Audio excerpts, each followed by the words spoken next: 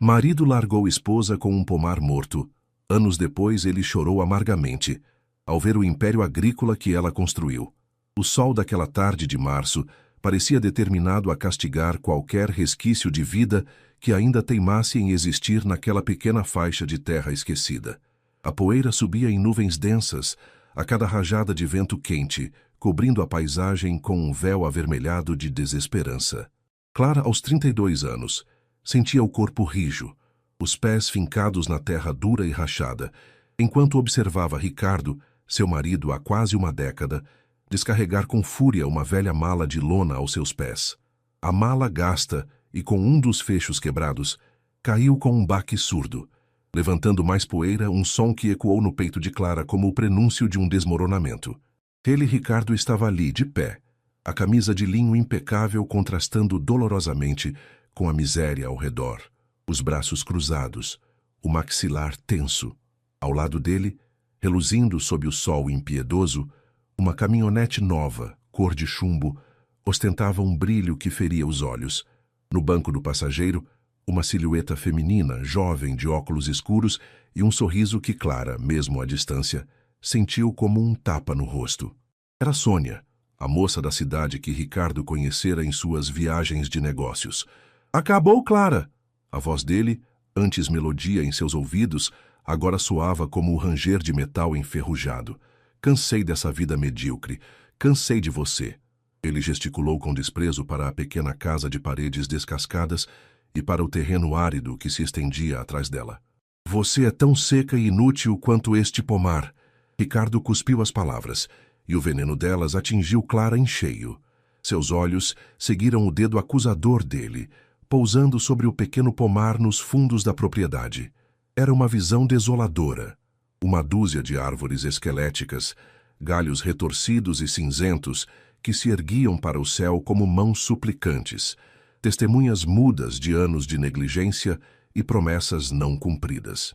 "Nunca vai dar fruto nenhum, nem você, nem essa terra maldita. Fica aí com tua secura, definhando junto com essas árvores imprestáveis." Clara sentiu as pernas fraquejarem. "Ricardo, por favor."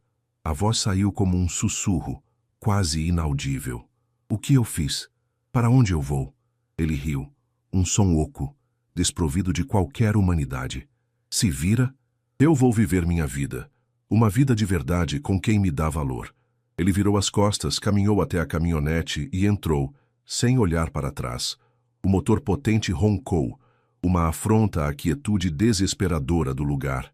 A caminhonete arrancou bruscamente, levantando uma nuvem de poeira tão densa que por um instante Clara perdeu Ricardo e sua nova companheira de vista, restando apenas o cheiro acre de fumaça e o eco da crueldade dele. Quando a poeira baixou e o som do motor se tornou um zumbido distante, Clara desabou. Os joelhos bateram na terra dura, e a poeira, antes um incômodo, agora parecia querer sufocá-la, grudando nas lágrimas silenciosas que finalmente encontraram caminho por seu rosto. O pomar morto, com seus galhos esqueléticos, parecia um espelho de sua alma naquele instante, sem vida, sem esperança, abandonado. A casa pequena e simples, que um dia abrigara seus sonhos de uma vida a dois, agora parecia um mausoléu. As paredes, antes caiadas de um branco alegre, estavam manchadas pelo tempo e pela umidade.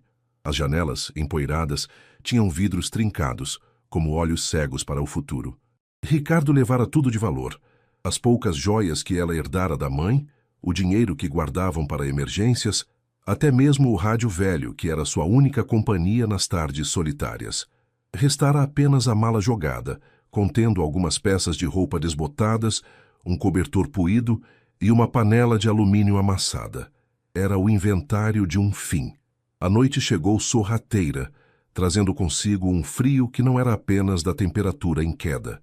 Clara, encolhida na soleira da porta da cozinha, abraçava os próprios joelhos, o estômago roncando pela fome esquecida. O silêncio da roça era cortado apenas pelo pio distante de uma coruja e pelo farfalhar sinistro dos galhos secos do pomar. Cada som parecia amplificar sua solidão. Não havia para onde ir, ninguém a quem recorrer. Seus pais já eram falecidos, e os poucos parentes distantes moravam em outras cidades, tão pobres quanto ela, ou mais. As palavras de Ricardo voltavam em ondas, cada uma mais cortante que a anterior. Seca e inútil. Nunca vai dar fruto nenhum. Ela olhou para o próprio ventre, onde o sonho de um filho nunca se concretizara, e a dor se aprofundou.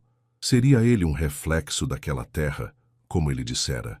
Estaria ela condenada a ser estéril e improdutiva, um peso morto? O cansaço e a fome começaram a cobrar seu preço. Clara arrastou-se para dentro, jogou o cobertor puído sobre o chão de terra batida e deitou-se, o corpo dolorido, a alma em frangalhos. O cheiro de mofo e abandono da casa a envolvia. Chorou baixinho até adormecer, um sono agitado, povoado por pesadelos onde os galhos secos do pomar a perseguiam. Acordou com os primeiros raios de sol invadindo timidamente uma fresta na janela. Seu corpo todo doía.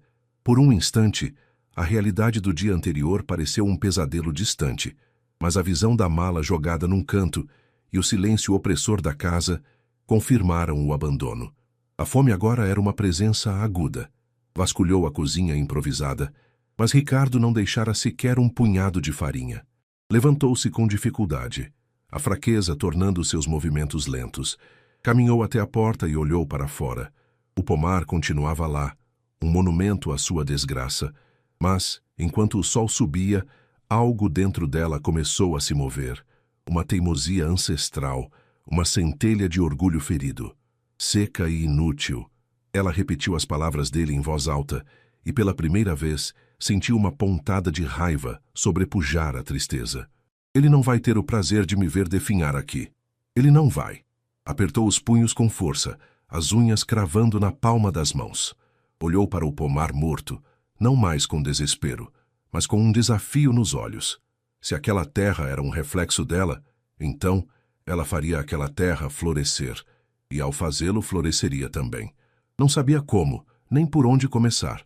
Não tinha ferramentas adequadas, nem conhecimento profundo de agricultura. Mas tinha a necessidade crua de sobreviver e, mais do que isso, de provar a Ricardo e a si mesma que ele estava errado.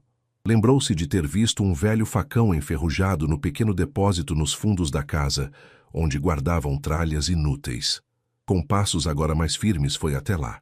A porta de madeira rangeu ao ser aberta, revelando um espaço escuro e empoeirado. E lá estava ele, o facão, encostado num canto, a lâmina coberta por uma camada grossa de ferrugem. Agarrou-o.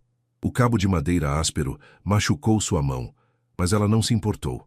Voltou para o pomar. O sol já estava mais alto, e o calor começava a se intensificar.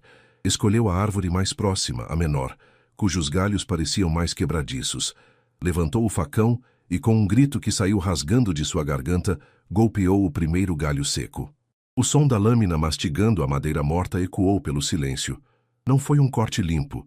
O facão estava cego, e sua força, minada pela fome e pelo desalento, não era muita. Mas ela golpeou de novo, e de novo. Cada golpe era uma resposta à humilhação, uma afirmação de sua teimosia. O trabalho era brutal. O suor escorria por seu rosto, misturando-se à poeira e às lágrimas de frustração que teimavam em cair. As mãos logo ficaram em carne viva, com bolhas que estouravam e ardiam, mas ela não parou. Galho após galho, começou a limpar a primeira árvore, os pedaços de madeira morta caindo ao seu redor como lágrimas secas da terra. No meio da tarde, exausta, com o corpo implorando por descanso e o estômago roncando violentamente, ela parou para respirar. Havia conseguido limpar apenas 2 das 12 árvores. Olhou para o monte de galhos secos aos seus pés.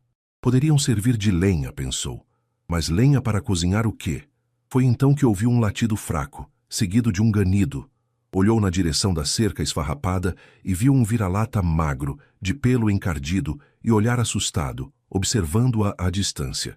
Ele mancava de uma das patas traseiras. Você também foi abandonado, amigo? Ela murmurou, a voz rouca. O cachorro abanou o rabo timidamente, mas não se aproximou. Clara sentou-se no chão encostada no tronco de uma das árvores limpas e deixou o facão cair ao seu lado. Sentia-se tão frágil quanto o animal. A vastidão da tarefa que tinha pela frente pareceu esmagadora. Como conseguiria água? Como conseguiria sementes ou mudas? Como sobreviveria até lá? Nesse momento de desânimo profundo, Uma figura surgiu na poeirenta estrada que passava em frente à sua propriedade. Era um homem idoso, curvado pelo peso dos anos e do trabalho, mas com um andar firme. Usava um chapéu de palha desfiado e carregava uma pequena enxada no ombro. Ele parou ao ver Clara e o cachorro, e uma expressão de curiosidade e preocupação vincou seu rosto queimado de sol. Ele se aproximou da cerca devagar. Boa tarde, moça. Tudo bem por aqui? Não costumo ver movimento nesse sítio.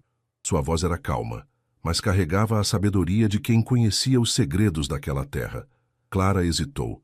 Estava tão acostumada à crueldade de Ricardo que a aproximação de um estranho a deixava desconfiada. Mas havia algo naqueles olhos pequenos e brilhantes que transmitia uma bondade genuína. Boa tarde, senhor.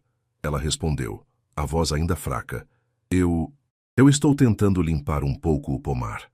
O velho olhou para as árvores esqueléticas, depois para as mãos feridas de Clara e para o facão enferrujado ao lado dela. Ele coçou a barba branca e rala. Pomar difícil esse aqui, minha filha. O antigo dono, o pai do Ricardo, nunca teve muita mão para ele. E o Ricardo menos ainda. Deixou morrer a míngua. Ele suspirou. Ouvi dizer na venda que o Ricardo foi embora de vez. Deixou a senhora aqui sozinha? Clara sentiu um nó na garganta. A simples menção do nome de Ricardo trazia de volta a dor. Ela apenas assentiu, incapaz de falar. O velho pareceu entender. Meu nome é Ademar. Moro aqui perto, no sítio da Figueira. Se precisar de alguma ajuda, de um copo d'água que seja, pode me procurar. Ele apontou para uma pequena colina ao longe, onde se via o telhado de uma casa simples. Obrigada, seu Ademar. Clara conseguiu dizer, sentindo uma gratidão inesperada aquecer seu peito. Eu sou Clara. Prazer, dona Clara. Ele olhou novamente para o pomar. Olha, essa terra aqui é teimosa, mas não é de todo ruim. O problema maior sempre foi água. O poço que tinha aqui secou faz tempo. Mas se cavar mais fundo ali perto daquele pé de juazeiro velho, ele apontou para uma árvore solitária e resistente na divisa do terreno. Quem sabe a senhora não acha um veio bom. E sobre as árvores, algumas dessas aí talvez ainda tenham um sopro de vida, mas vai dar trabalho. Ele mexeu num pequeno bornal que carregava e tirou de lá um punhado de sementes escuras e pequenas. Isso aqui é feijão de corda, do bom. Nasce até em pedra se tiver um pingo de chuva. E tenho umas mudas de goiabeira lá em casa, daquelas que aguentam sol e sede. Se quiser tentar, eu trago para a senhora amanhã. Não custa nada. Os olhos de Clara se encheram de lágrimas novamente, mas desta vez eram lágrimas de uma emoção diferente, uma mistura de alívio e esperança.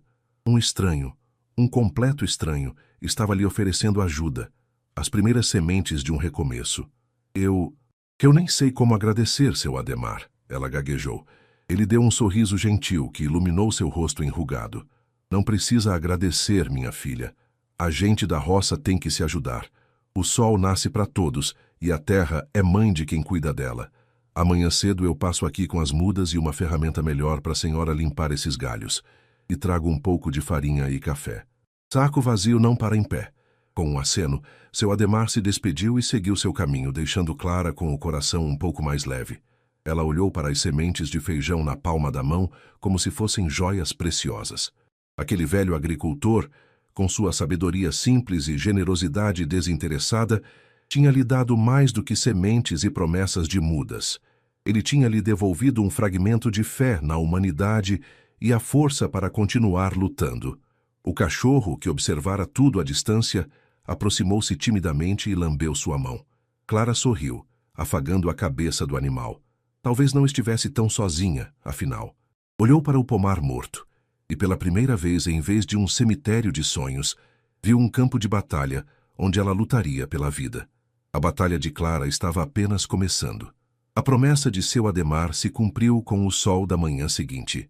Antes mesmo que Clara terminasse de coar o café ralo, feito com um punhado que o velho agricultor trouxera junto com um saco de farinha de milho e as prometidas mudas de goiabeira e maracujá, ele já estava na porteira. Trazia consigo não apenas as plantas, mas também uma enxada menos enferrujada que a dela, e um velho balde de metal. O cachorro que Clara decidira chamar de Coragem, por sua bravura em se aproximar e por inspirar a dela, abanava o rabo para o recém-chegado. Bom dia, dona Clara, disse seu Adhemar, o sorriso gentil vincando ainda mais seu rosto. Trouxe as mudinhas e um pouco de sustância para começar o dia, e essa enxada aqui vai lhe servir melhor. Clara sentiu o coração aquecer. Seu Adhemar, não sei nem como lhe agradecer por tanta bondade. Agradeça cuidando bem dessa terra e dessas plantas, ele respondeu, descarregando as mudas com cuidado. Eram pequenas, frágeis, mas carregavam a promessa de vida. Primeiro, a senhora precisa continuar limpando esse pomar velho. Tire todos os galhos secos, afofe bem a terra em volta das covas onde vai plantar. E água, minha filha. Água é o segredo. Aquele poço perto do juazeiro, como lhe disse, se cavar mais uns 2 metros, deve encontrar um veio melhor. Posso lhe ajudar com isso mais tarde, se quiser. E assim começou a rotina implacável de Clara. Manhã após manhã, ela se embrenhava no pomar morto, o facão e a enxada de seu Adhemar, como extensões de seus próprios braços. O sol castigava suas costas, o suor empapava suas roupas simples, e as mãos, mesmo protegidas por tiras de pano que ela improvisara como luvas, continuavam a abrirem feridas. Coragem ficava por perto, latindo para qualquer lagarto ou pássaro atrevido, uma companhia silenciosa e leal. À tarde, quando o sol estava um pouco menos inclemente, ela se dedicava ao poço. Seu Adhemar, fiel à sua palavra, aparecia sempre que podia. Juntos, com uma pá emprestada e o balde, eles cavavam.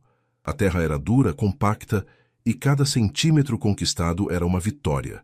Dona Matilde, esposa de seu Adhemar, uma senhora baixinha e de sorriso fácil, também começou a visitá-la, trazendo sempre um prato de comida quente, um caldo de feijão, um angu com quiabo e palavras de incentivo. Você tem fibra, menina, dizia Dona Matilde, enquanto Clara devorava a comida com uma fome que não conhecia limites. Homem nenhum derruba uma mulher que decide se levantar.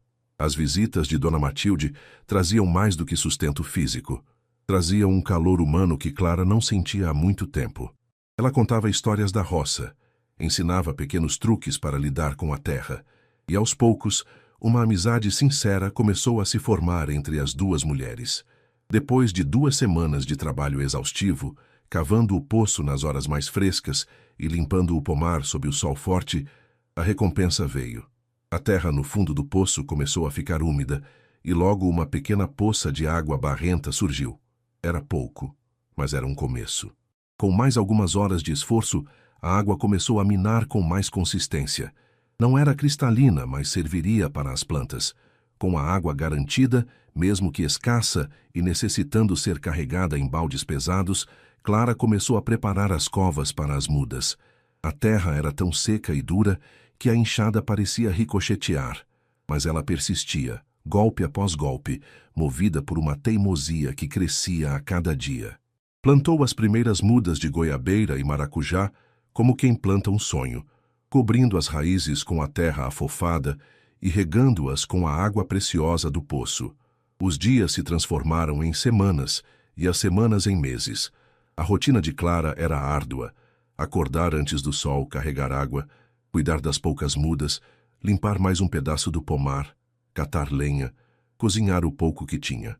Às vezes, a solidão apertava, e o medo de não conseguir a assombrava durante as noites mal dormidas no chão duro. Mas bastava olhar para as pequenas folhas verdes que começavam a brotar nas mudas para que a esperança se reacendesse. Coragem se tornou seu companheiro inseparável. Dormia aos pés de sua cama improvisada, seguia-a por toda a propriedade e parecia entender seus momentos de tristeza e alegria. Um dia, enquanto regava um pé de maracujá que teimava em crescer, notou os primeiros botões de flor, pequenos, quase imperceptíveis, mas para Clara eram como diamantes. Quando as flores se abriram, amarelas e vibrantes, ela chorou de emoção. Pouco tempo depois, os primeiros maracujás começaram a se formar, pequenas esferas verdes penduradas nos ramos. Dona Matilde foi a primeira a provar. Está um pouco azedo ainda, Clara, mas tem o gosto da sua luta, disse ela com os olhos brilhando. Logo estarão doces como mel. As goiabeiras também começaram a mostrar sinais de vida, novas folhas surgindo nos galhos que antes pareciam mortos. Clara sentia que a terra, antes um espelho de sua desolação, começava a responder aos seus cuidados, à sua dedicação. A primeira colheita de maracujás foi pequena, não encheu nenhuma cesta. Mas Clara os lavou. Os mais bonitos ela separou. E com o restante, seguindo uma dica de Dona Matilde, fez um suco concentrado. Levou os frutos e o suco para a pequena venda de seu Joffre, na beira da estrada, a alguns quilômetros dali. Com o coração na mão, ofereceu seus produtos. Seu Joffre, um homem desconfiado, provou o suco, examinou os maracujás e, para surpresa de Clara, comprou tudo. O pagamento foi irrisório, algumas moedas que mal davam para comprar 1 quilo de farinha, mas para Clara, aquele dinheiro era o mais valioso que já tocara. Eram os primeiros frutos de sua independência. Com os trocados, ela comprou mais sementes, desta vez de abóbora e quiabo, que seu Adhemar disse serem resistentes. Voltou para casa com um novo ânimo, plantando as novas sementes em pequenos canteiros que preparara perto da casa. O pomar, ainda predominantemente cinza, começava a ganhar tímidos salpicos de verde. A vida, lenta mas persistentemente, retornava àquela terra, mas a tranquilidade era frágil.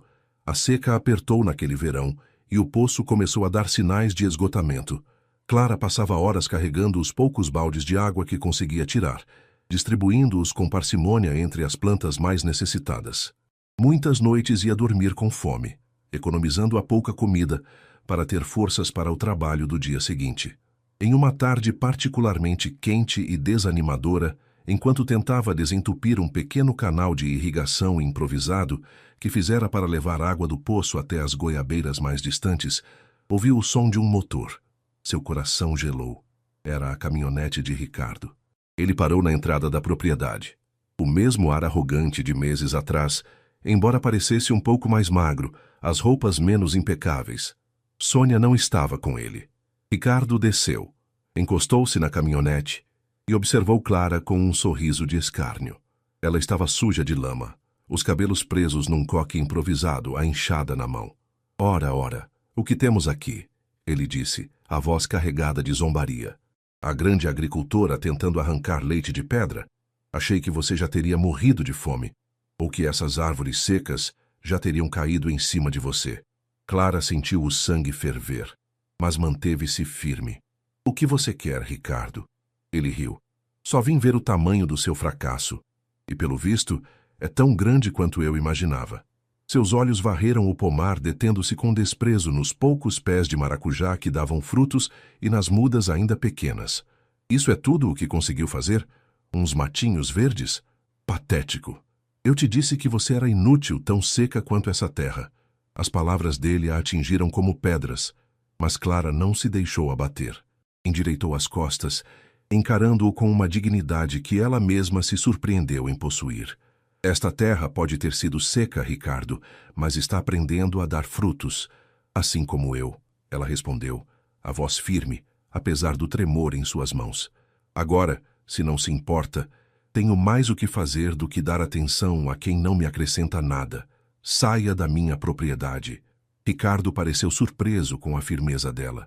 Esperava encontrá-la destruída, implorando. Aquele resquício de força o irritou. Você continua a mesma teimosa arrogante de sempre. Vai morrer agarrada a esse pó. Aproveite sua miséria. Ele entrou na caminhonete e partiu, cantando pneus, levantando novamente a poeira da humilhação. Clara ficou ali, parada, a enxada ainda na mão, o coração batendo forte. A visita de Ricardo, embora dolorosa, teve um efeito inesperado. Em vez de desanimá-la, acendeu nela uma fúria fria, uma determinação ainda maior de vencer. Eu vou transformar este lugar, Ricardo, ela sussurrou para o vento, e você vai engolir cada uma dessas palavras. A partir daquele dia, Clara redobrou seus esforços. Acordava ainda mais cedo, trabalhava até o sol se pôr. Seu Adhemar e Dona Matilde, percebendo sua angústia e sua garra, intensificaram a ajuda. Seu Adhemar ensinou-a a fazer compostagem com os restos de vegetais e folhas secas, um adubo rico que começou a revigorar a terra. Dona Matilde passou a ajudá-la com a pequena produção de doces de maracujá e goiaba, usando o açúcar que Clara conseguia comprar com a venda das frutas. Os doces, feitos no fogão a lenha improvisado que Clara montara nos fundos da casa, começaram a fazer sucesso entre os vizinhos. Eram simples, mas tinham o gosto da autenticidade, da fruta fresca colhida no pé. Aos poucos, o dinheiro começou a entrar com um pouco mais de regularidade. Não era muito, mas o suficiente para comprar sementes melhores, algumas ferramentas usadas e, o mais importante, comida para ela e para a Coragem, que engordava e se tornava um cão vistoso e protetor. Clara começou a diversificar. Além das goiabas e maracujás, plantou limoeiros e laranjeiras, seguindo os conselhos de seu Adhemar. Os canteiros de abóbora e quiabo já davam os primeiros resultados. O pomar, antes um cemitério de árvores, começava a se assemelhar a um jardim hesitante, mas cheio de promessas. Cada nova folha, cada novo fruto, era uma pequena vitória contra a desesperança e contra a imagem de fracasso que Ricardo tentara lhe impor. Ela estava de fato aprendendo a dar frutos, e aquela era apenas a primeira safra de uma colheita muito maior que estava por vir. O sol já não era apenas um castigo, mas também um aliado. Os dias antes longos e vazios, agora eram curtos demais para tudo o que Clara precisava fazer. A visita de Ricardo, com sua zombaria calculada, em vez de esmagá-la, havia soprado as brasas de sua determinação, transformando-as em labaredas. Ela não descansaria enquanto cada palavra dele não fosse engolida pela poeira do esquecimento, substituída pela realidade de um pomar que teimava em viver. Com a ajuda preciosa de seu Adhemar e Dona Matilde, Clara aprendeu os segredos mais profundos daquela terra. Aprendeu a ler os sinais do vento, a entender o ciclo da lua para o plantio e a colheita, a preparar caudas naturais com folhas de mamona e fumo de corda para afastar as pragas que teimavam em atacar suas preciosas mudas. O poço, agora mais fundo, fornecia uma água mais constante, e ela, com baldes e mais baldes, garantia que nenhuma planta morresse de sede. Coragem, seu fiel escudeiro, parecia farejar os problemas antes mesmo que eles chegassem, latindo para cobras ou avisando sobre a aproximação de tatus que poderiam danificar as raízes. As goiabeiras e os maracujazeiros, antes frágeis promessas, agora se erguiam com um vigor surpreendente. A primeira safra de goiabas foi um evento celebrado com um bolo simples feito por Dona Matilde, usando a farinha que Clara comprara com a venda dos primeiros maracujás. Eram goiabas pequenas, algumas bicadas por pássaros, mas o sabor era de uma doçura indescritível, o sabor da vitória. Clara começou a levar suas frutas para a feira semanal na pequena vila vizinha. Acordava na madrugada do sábado, enchia os cestos que seu Adhemar lhe emprestara e caminhava os 5 quilômetros sob o céu ainda estrelado, com Coragem trotando ao seu lado. No começo, sua banca era a mais humilde. Um pano estendido no chão, algumas goiabas, uma dúzia de maracujás, uns poucos potes de doce caseiro que Dona Matilde a ensinara a aprimorar, usando o melado de cana que trocava por frutas. As pessoas passavam, olhavam desconfiadas. Mas a insistência de Clara, oferecendo um pedaço de goiaba para provar, um pouco de doce na ponta de uma colher de pau, começou a quebrar o gelo. A qualidade de suas frutas, cultivadas com tanto esmero, e o sabor caseiro de seus doces começaram a atrair uma clientela fiel. As goiabas da Clara são as mais cheirosas da feira, uma senhora comentou certo dia, e a frase se espalhou. Com o dinheiro que entrava, pingado, mas constante, Clara reinvestia tudo. Comprou mais mudas, limoeiros, laranjeiras e até alguns pés de manga que seu Adhemar garantiu que se adaptariam bem. Adquiriu ferramentas melhores, uma tesoura de poda, um pulverizador costal usado, pás e enxadas novas. A cerca da propriedade foi remendada com arame farpado, e ela até conseguiu comprar algumas galinhas poedeiras que ciscavam felizes entre as árvores, fornecendo ovos frescos para o consumo e ocasionalmente para a venda. O trabalho era tanto que Clara mal dava conta. Foi quando conheceu Tonho. Ele era um rapaz jovem, de uns 18 anos, filho de uma lavadeira da vila, que perambulava pela feira em busca de biscates. Tinha um olhar triste, mas mãos fortes. Um dia, ajudou Clara a carregar os cestos mais pesados no final da feira, sem pedir nada em troca. "Você não quer trabalhar comigo no pomar, Tonho?" Clara arriscou, vendo a necessidade nos olhos do rapaz. "Não posso pagar muito, mas divido o que a terra der e um prato de comida não há de faltar." Os olhos de Tonho brilharam. "Eu quero sim, Dona Clara. Qualquer coisa é melhor que vagar por aí." E assim, Tonho se tornou o primeiro funcionário do pomar da Clara. Era um trabalhador incansável. Ajudava na capina, na irrigação, na colheita e na construção de pequenas estruturas para proteger as mudas mais novas. Com sua força, Clara pôde expandir a área de plantio, aproveitando cada palmo daquela terra que Ricardo amaldiçoara. Dona Matilde continuava sendo uma presença constante, uma mentora e amiga. Juntas, elas aprimoravam as receitas dos doces. Criaram uma goiabada cascão que virou a estrela da banca na feira. Um doce de maracujá com gengibre que despertava curiosidade e elogios. E licores caseiros com as frutas da estação. Clara aprendeu a esterilizar os potes de vidro que comprava usados na vila, a etiquetar seus produtos com uma caligrafia caprichada em pedaços de papel pardo. O pomar da Clara estava ganhando uma identidade. Um dia, seu Adhemar trouxe uma novidade. Clara, falei de você e dos seus doces para o seu Nonato, dono do armazém grande lá de Rio Fundo, a cidade maior. Ele quer experimentar seus produtos. Se gostar, pode fazer uma encomenda boa. A viagem a Rio Fundo foi uma aventura.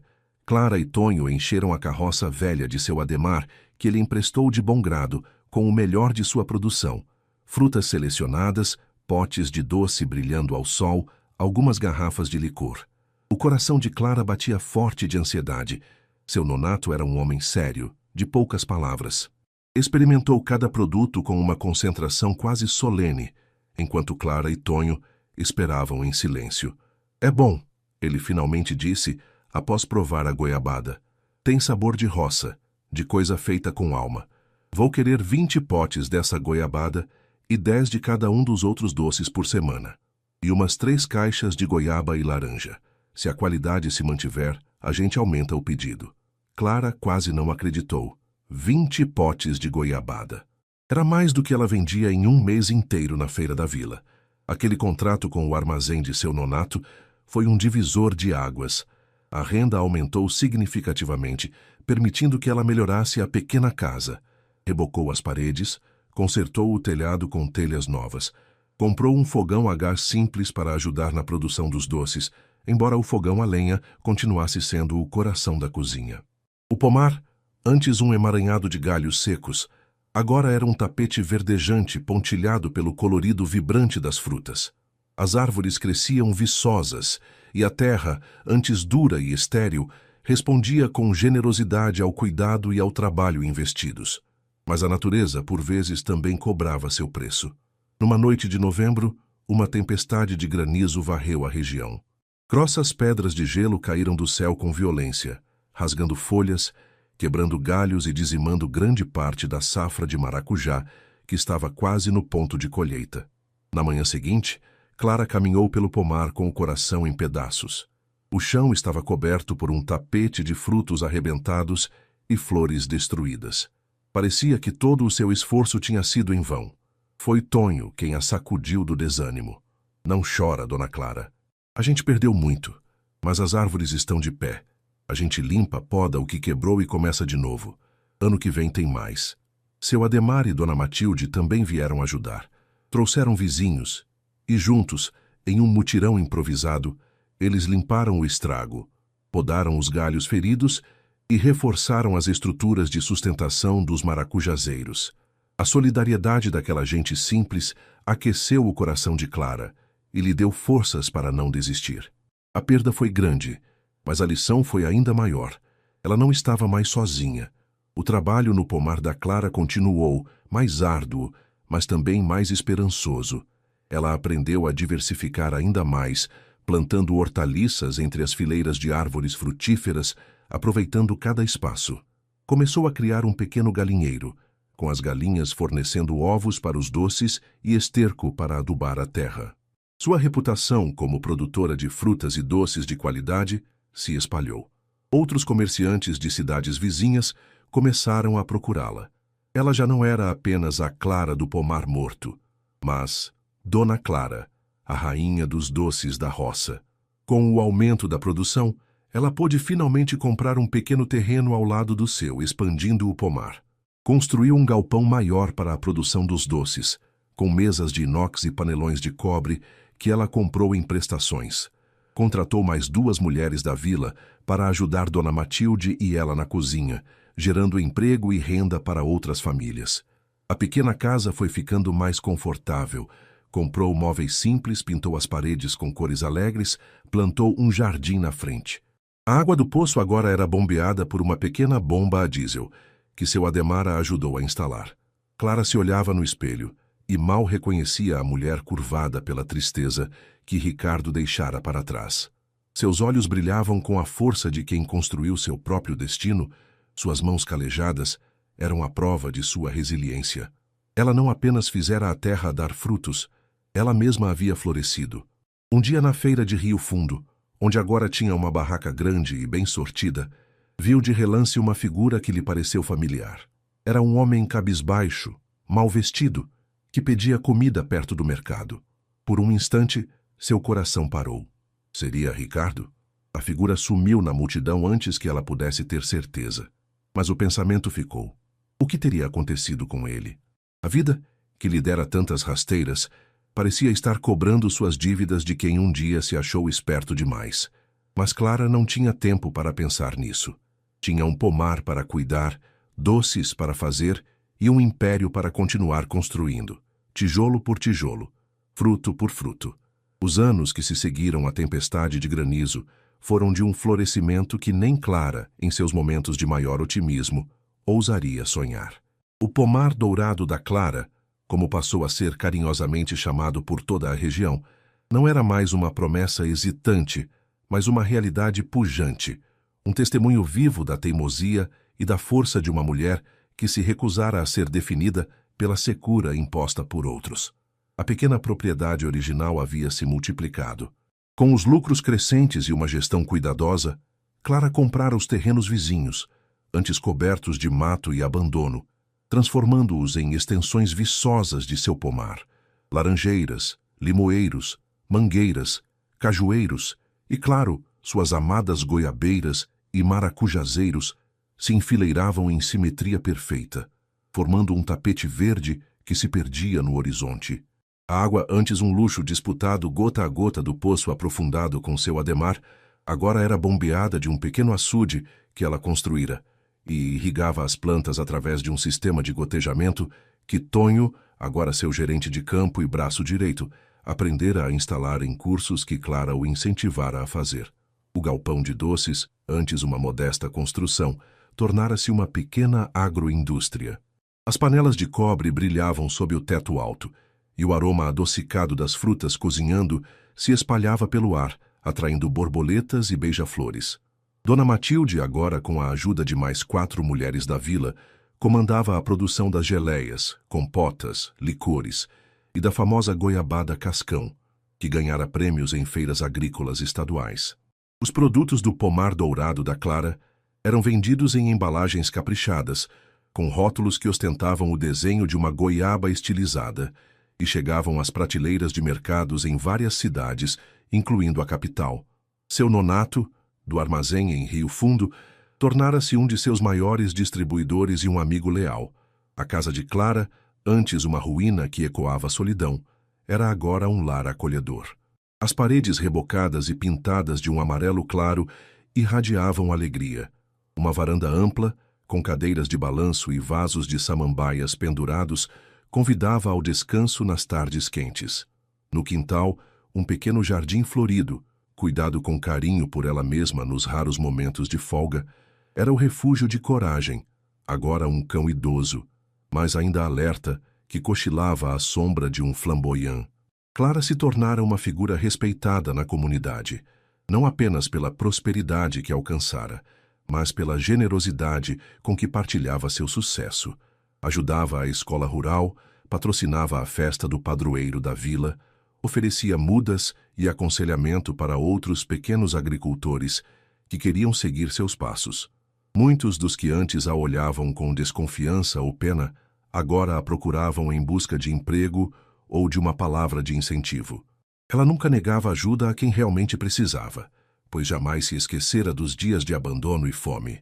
Uma tarde, enquanto conferia os livros de contabilidade com Tonho, sentada à mesa da varanda, viu um carro modesto parar no portão do pomar.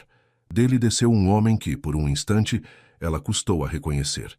Estava magro, curvado, os cabelos ralos e grisalhos, as roupas gastas e desalinhadas. Mas os olhos, aqueles olhos que um dia a fitaram com tanto desprezo, eram inconfundíveis.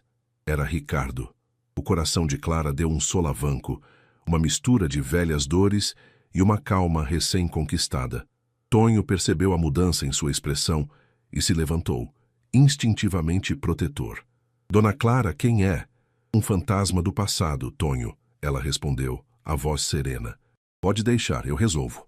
Ricardo caminhou lentamente pela alameda de entrada do pomar, os pés parecendo hesitar a cada passo sobre a terra, agora fértil e bem cuidada. Seus olhos percorriam, atônitos, a vastidão das árvores carregadas de frutos, o galpão movimentado de onde vinha o som ritmado das máquinas de embalar, a casa bonita e florida. Era um mundo que ele não apenas abandonara, mas que jamais imaginara possível naquele pedaço de chão que ele amaldiçoara. Ele parou diante de Clara, o chapéu amassado entre as mãos trêmulas. O cheiro de álcool e derrota emanava dele. Clara, ele começou, a voz rouca, embargada. Eu nem sei o que dizer. Clara o encarou sem raiva, sem pena, apenas com a distância de quem observa algo que já não lhe pertence. O que o traz aqui, Ricardo? Depois de tanto tempo, lágrimas brotaram nos olhos dele, escorrendo por um rosto que parecia ter envelhecido décadas em poucos anos. Eu soube do seu sucesso. As pessoas falam do pomar dourado, da mulher que fez milagre na terra seca. Eu não podia acreditar que era você aqui. Ele gesticulou, a mão trêmula apontando para a pujança ao redor. Eu perdi tudo, Clara. Ele confessou, a voz quebrada. Sônia me deixou há anos assim que o dinheiro que roubei de nós acabou. Ela levou o pouco que restava. Tentei outros negócios, mas nada deu certo. Bebi, joguei, vivi de biscates, de favores. Cheguei ao fundo do poço. Ele deu um passo hesitante, os joelhos parecendo fraquejar. Eu errei tanto com você, Clara. Fui cego, fui cruel. Aquelas palavras que eu disse. Ele engoliu em seco, a vergonha finalmente estampada em seu rosto. Sobre você ser seca, inútil como o pomar, elas me assombram todos os dias, porque era eu o seco, o inútil. Você é a prova de que a vida pode florescer no lugar mais improvável, se houver amor e trabalho. E então, ele fez o que Clara jamais imaginou que veria. Ricardo caiu de joelhos na terra fértil do pomar, a cabeça baixa, os ombros sacudidos por soluços. Pelo amor de Deus, Clara, me perdoa.